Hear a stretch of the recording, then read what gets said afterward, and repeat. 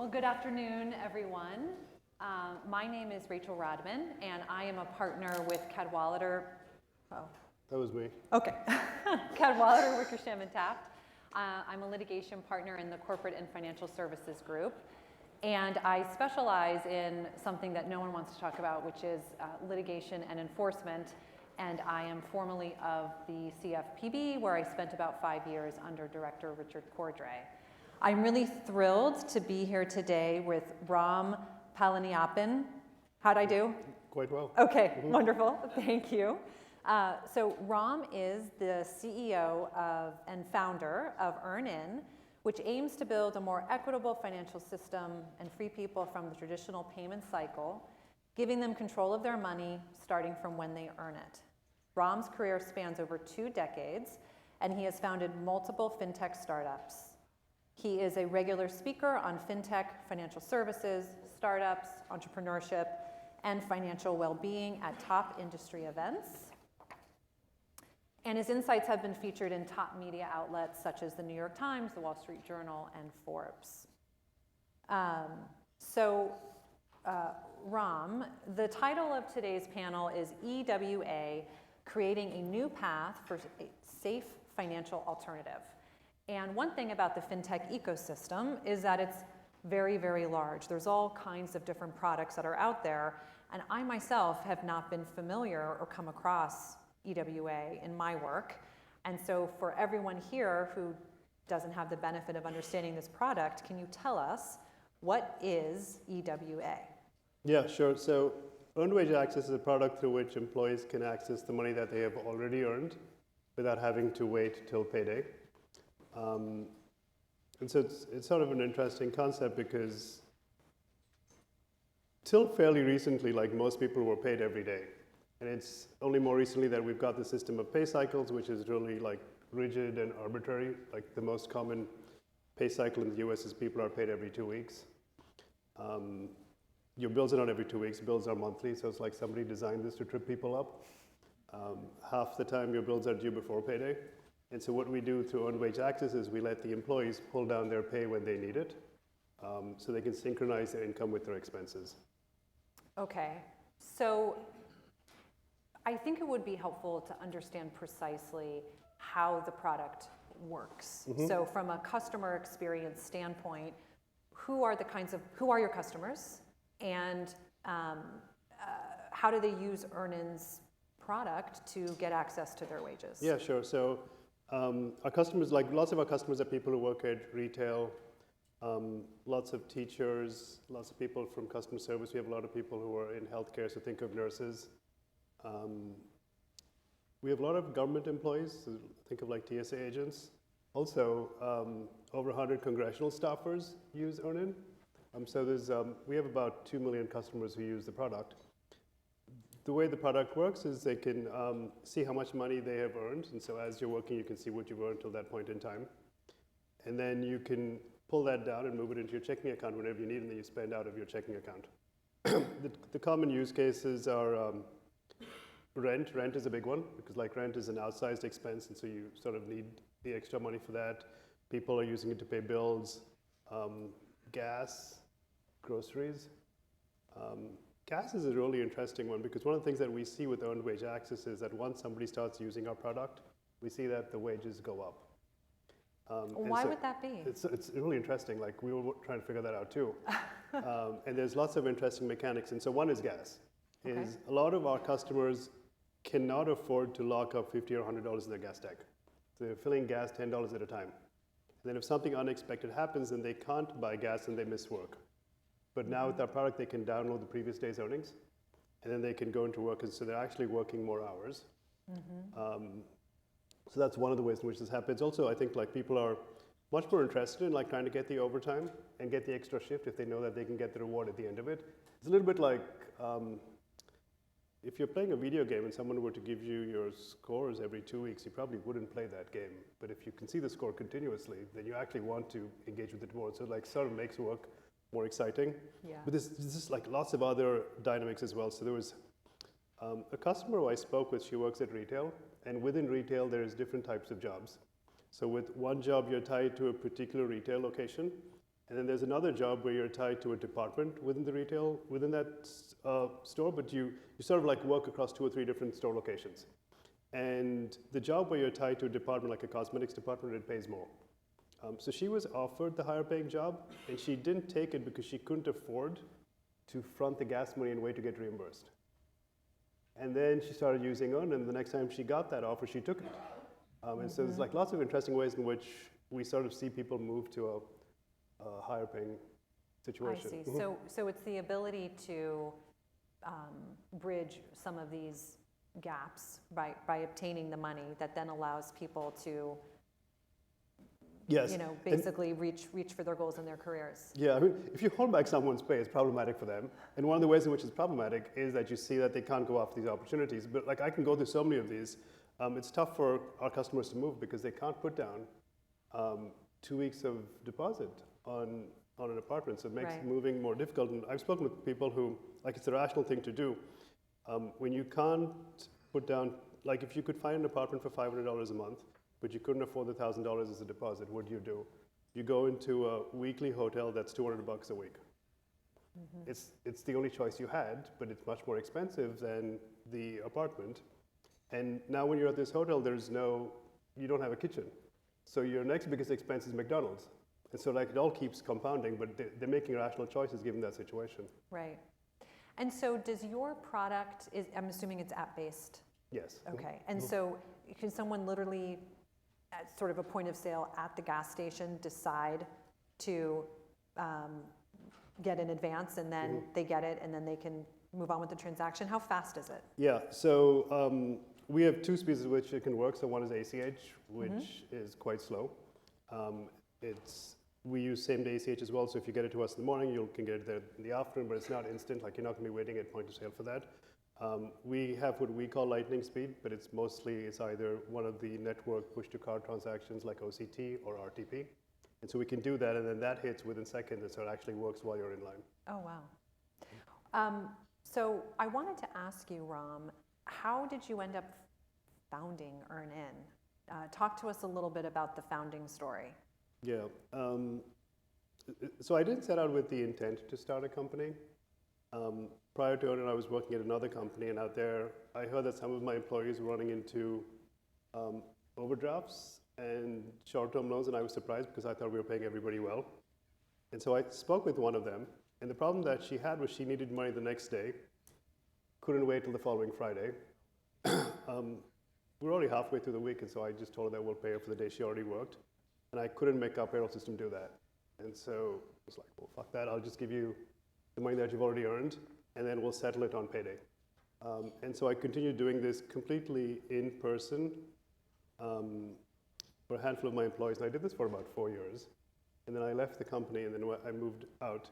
And when I moved, the people I was doing this for wanted to know if I'd still do it for them. And I didn't mind doing it because these are people I'd seen in the office for years. So I continued doing it. In the beginning, it was over Instant Messenger. And like that's not the most convenient way because I'm trying to meet with somebody and then I keep getting messages on my phone. And so I built a really simple web form. And then when I had this website up, then people who I didn't know tried to use it. And so let me see if I can do it for them as well. And what I realized is that if you give somebody access to the money that they've already earned, their life is much simpler. They're paying all their bills on time, so the bills are not piled up on payday with late fees. No more overdrafts, no more expensive loans. And that's when I realized that if I didn't try to make it into a product, I always feel bad about myself. And so that's how it started. Today, it's far more automated and at a much larger scale. How did you go about building the support that you needed, both internally to help you build the product, but also externally in terms of financing when you were first getting off the ground?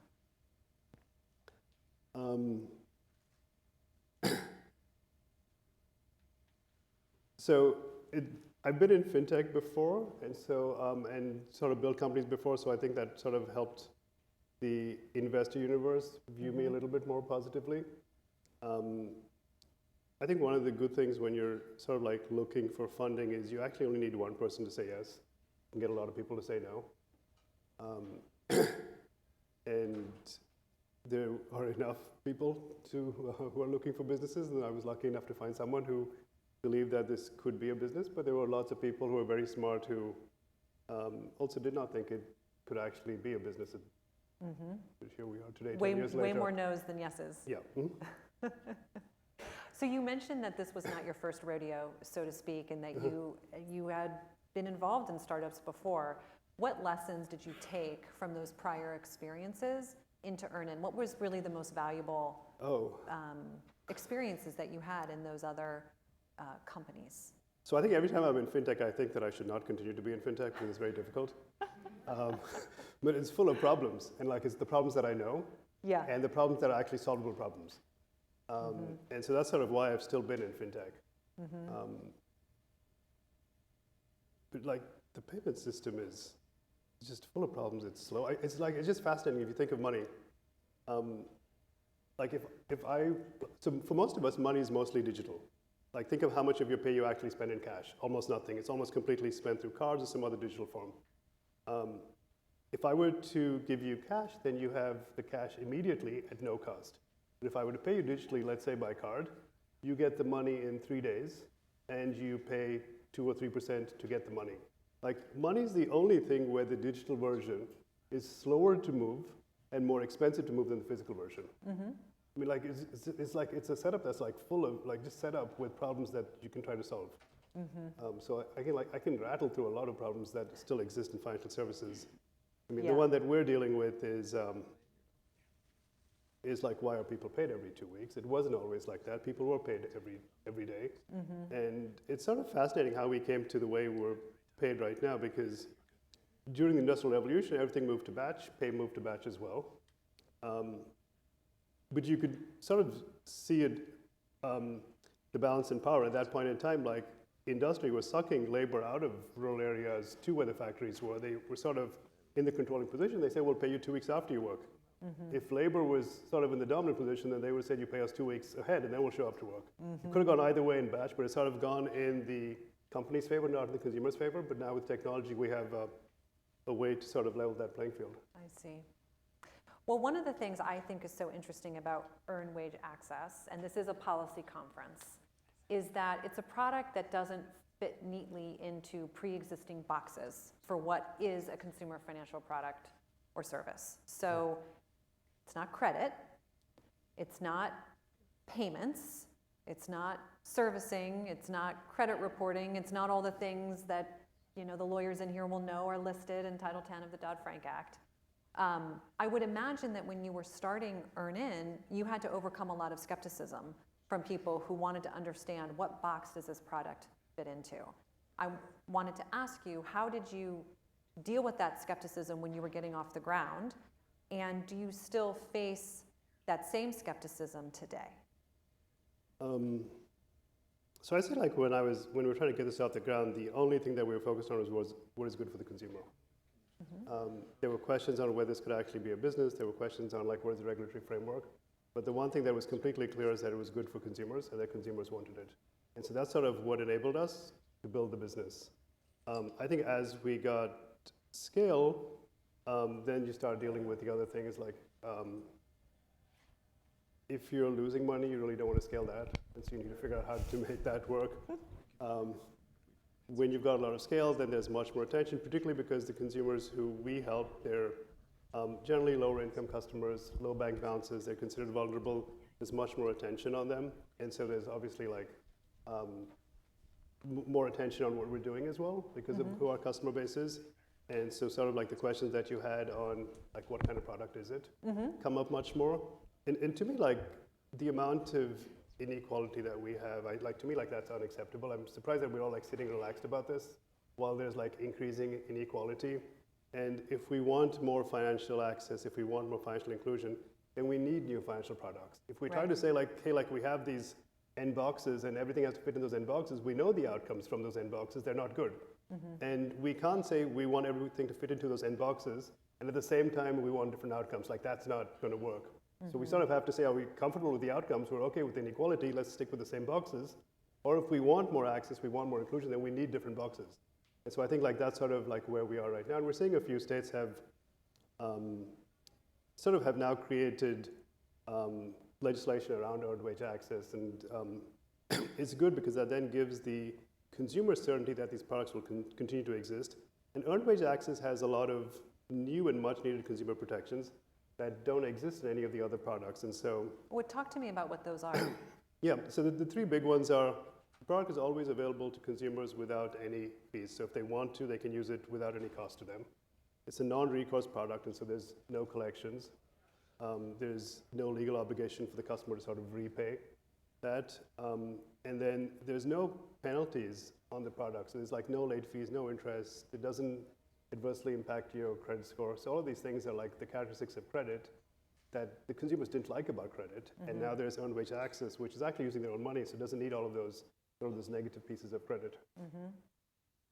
How did you work with, I mean, look, a new product that isn't fitting into past boxes, I would imagine faces some skepticism from your regulators. I understand that you, under Director Cordray of the CFPB, that you had interactions with the CFPB, because you've now been around about 10 years, right? Yeah. So CFPB is starting up, your company is starting up. Tell the audience a little bit about how you developed a relationship with the federal regulator and how you worked with the CFPB. I think it was around the time that they were working on the payday rule. Yeah, so it was through, I think right through Director Cordray's tenure, we would actually meet with him quite frequently. He would actually come out to the Bay Area and meet with a lot of tech companies. So we worked actually, I think, like quite cooperatively and collaboratively with the CFPB. When they had questions on like what do consumers think about stuff, we would survey our consumers and tell them what the consumers think. And so it was very like, I think we all had the same objective, and we still have the same objective, which is we need to do what's good for consumers and help them get better outcomes. But I would say it was a very collaborative sort of engagement that we had with them. We also like would engage with the NEC at the White House. The State Department, interestingly, brought like, so we had a small office at that point. It was maybe like this big. And the State Department brought about 30 reporters into our office, so all international reporters, and we were the example for how the US is not a greedy capitalistic country. And so like they brought them in because they wanted to sort of get a different like image for the country from overseas. And so like I think there was a time when the government was actually proud of like the kind of inclusion that technology was able to create. For the fintechs and founders who are in this room, I'm really interested in how you were able to get that kind of face time and develop the relationships with the White House and with the CFPB. What advice would you have for people who are trying to get off the ground and might be doing something new, something that the regulators aren't familiar with, to start building those relationships? So from what happened at that point, I don't think I actually have any useful advice. They reached out to us. It wasn't something that I did. Like they were actually happy with what they were doing, and they reached out. You obviously continued the conversation. You sell yourself short, Ram. Or maybe your team. I don't know. I mean, so we had some press, and they heard about us, and then they sort of spoke to us, and then they started doing more. We were actually not that proactive at that point in time. I think we're much more proactive now in trying to reach out. But sort of like the lessons that I've learned is if you're trying to create a new category, the technology or the innovation alone is not sufficient. You sort of need the regulatory piece as well. Okay, what does that mean? The regulatory clarity? You know, when you say the regulatory piece, what are you talking about there? So there could be different levels of regulatory engagement, but like if you look at the really good examples of where technology has led to a lot of financial inclusion, India is amazing, where like there was 53% of the country had bank accounts. And this is dated now. It's maybe like 4 or 5 year old data, but with Aadhaar and with UPI, 80% of the country is banked. And that was because like Aadhaar and UPI, they're like a set of APIs and there's a technology layer, but the government completely got behind it. You see the same thing with Pix in Brazil. For decades, the bank population was about 60%. And then the unbanked got cut in half with Pix, and which is about the same as the take-up rate of Pix. And so when the government got behind that, the access went up. And so like that's one level of engagement where like the government is like really embracing technology, and you just see the outcomes. Like India is probably the largest movement of people out of poverty in mankind's history because of the scale of the population is because of all of the technology that the government built. So I think like there's that example, which is sort of now there in multiple countries where you can get better financial outcomes when the government is sort of embracing technology. But it can sort of work at different levels as well. So like Japan has had real-time payments since 1973. Really? The US got it my in goodness. 2017, Okay. and the technology was developed in the US. And so like they were able to embrace it, and they got that. And like real-time payments is just great for so many different use cases, including access to wages. And so I think it's sort of like you need both to go hand in hand Right.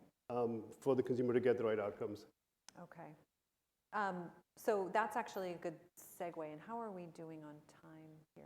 I don't have my person telling It's me. 12:01. Do we? Okay. Is it 4 minutes? Well, we're just going to keep going, and they'll kick us off when they're ready. I wanted to ask you, Ram, about how you view. So we've just talked about regulators, right? Their responsibility, the levers they can pull to promote financial inclusion. How do you view the role of fintechs on the other side in driving financial inclusion? And you know, I think it's an interesting question because there are, you know, we talk about fintechs, and we started this conversation by saying there are so many different kinds of companies and products and services that are in the sector, and not all of those companies are offering a new product. It might be a product that's been around forever, like credit, but it's being delivered in a way that's more accessible, or it's faster, or it's cheaper. Then you have a product like Earned Wage Access, which I would posit is new. I mean, that's just a different kind of product. Yeah. So, you know, along the continuum of all of the players in the fintech space, what do you think we need to see more of to help drive financial inclusion? So I think, like you said, like the fintech can sort of do different things. One is it can create new capabilities that didn't exist before, like earned wage access. And I think for that you sort of need a vibrant ecosystem, because lots of these ideas are very contrarian ideas. They actually like sound like bad ideas in the beginning, and it's tough to find which things that sound like bad ideas are really bad ideas, and which ones are good ideas that sound like bad ideas. This isn't what you pitched to your investors when you were first. No, but I mean, Sounds like a bad idea, but it's a good idea. Someone explained it to me like this, which is not a bad summary of what I was trying to do. He said, you want to give people who are struggling money, tell them they don't have to pay you back, and that they don't have to pay for it either. And I said yes, and he didn't believe it would work, but we're still here 10 years later. Right. But I think you sort of need a way to fund these very contrarian ideas. Some of these things might actually work, and if you had put this inside a company, there's no way 3 people would have agreed to fund this idea. Okay. So I think like you have that. But the other thing that technology does is it can really compress costs. And like the big sort of fintech category is neobanks. And what neobanks have done is they've sort of provided all the banking services through an app. You don't need the bank branches, and consumers are seeing the benefits of that. Like the neobanks don't have minimum balance fees, and lots of fees that are like common in the larger bank environment. But it doesn't mean that the larger bank environments can't use the same technology. The technology is pretty democratized, so they actually have access to technology, and they could do it too. But I think there's sort of like 2 vectors. One is like there's a lot of like cost compression that you can have. The other one that's to me is interesting is like the overdraft fees. Right. Like think of like what is the actual mechanics of an overdraft fee. When an incoming transaction comes in, you compare it to the balance. If it's more than the balance, then you post the transaction, you add a $35 overdraft fee. It's actually like 6 lines of code.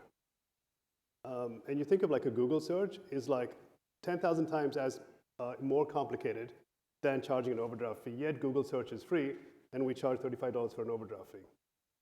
There's some aspects of risk, but you could sort of build that in as well. And so I think like there's a lot of like cost compression possible. Like we sort of, in some ways, like our product exists because of overdraft fees. Like we use the data aggregation to tell consumers when they're about to get an overdraft fee, and then they know they should use their wages and sort of top up their bank account. I mean, this is just an interesting stat for you, just to give you a sense of like how beneficial earned wage access is. EarnIn customers alone, this year to date, have avoided over $1 billion in overdraft fees by accessing their wages and putting it into their bank accounts, so that when they swipe their card, they're not getting an overdraft fee. You sort of see all of these things. Like I would say, like the data exchange, you can think of that like what's come with 1033. Yes. Section 1033. 1033. It's like if you think of that as like in the fintech realm, like we use that in order to tell customers when their bank balance is low and they should actually access their wages, and so that helps them avoid overdraft fees. And so that's like one way in which this is playing out. I understand. So I think I have time for one more question. And if you could, sort of look into the future, what do you think are the most significant policy issues for the earned wage access product going forward? Yeah. I think like for the earned wage access product, I think it's very clear that the consumers benefit. Like we're seeing overdraft fees avoided, bills are being paid on time, incomes are going up. So it's definitely good for the consumer. I think what we'd hope will happen on the policy side is that the consumers know that the product will exist for them always, and will sort of be a permanent product. Right now, it's like in some areas, in some places, still like a question mark, and sort of get these. And what would be your ideal prescription for that uncertainty? I mean, if you were a genie, right, and you could grant yourself one wish, how would that issue be addressed from a policy perspective? To me, the clear national solution legislation? is national, yes, but we've seen states do it. Nevada's already passed a law that makes earned wage access on product. Missouri's already done that as well. So we're now beginning to see states pass laws on that, but it would be nice to have like one law for all states together that makes it easier from a product point of view. Okay. So national legislation saying earned wage access is this and it's regulated in this way. Yeah, and sort of also, I think, codify all the consumer protections that we have so that it sort of makes it into a very clean type of product.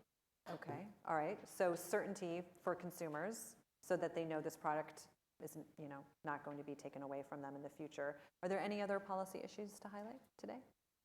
That's the big one for me. Yeah. And to that end, I think you're headed to the Hill. So you're working on that policy issue as we speak. All right. Well, I don't know if there are any questions from the audience today or if we're at our time. I think we're good. Everyone, let's hear it for Ram for sharing his insights with us today.